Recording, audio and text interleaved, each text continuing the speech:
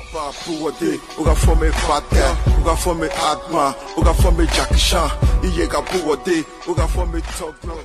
I just say they borrow people money, so I come make a check whether if you borrow me 1.5 million naira. I want to start a better business for Lagos State, but I promise say I will pay you in 2 weeks time. Okay, wait till they come.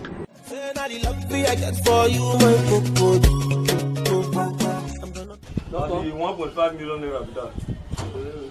So what you go drop as collateral now? Maybe land, motor, any of your property when you go drop, say you will pay back.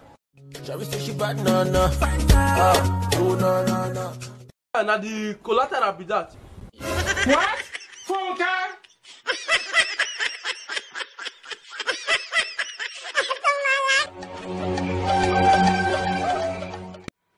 You know you can be prosecuted for that.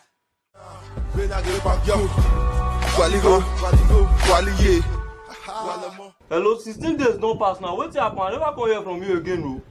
Come, how you take this number? Don't they call this line again? What? Emmanuel, are you telling me the truth?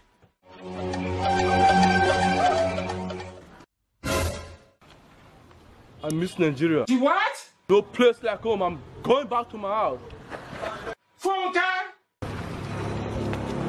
Apostle will hear of this. I will tell Apostle about the things where you want to use your life for now.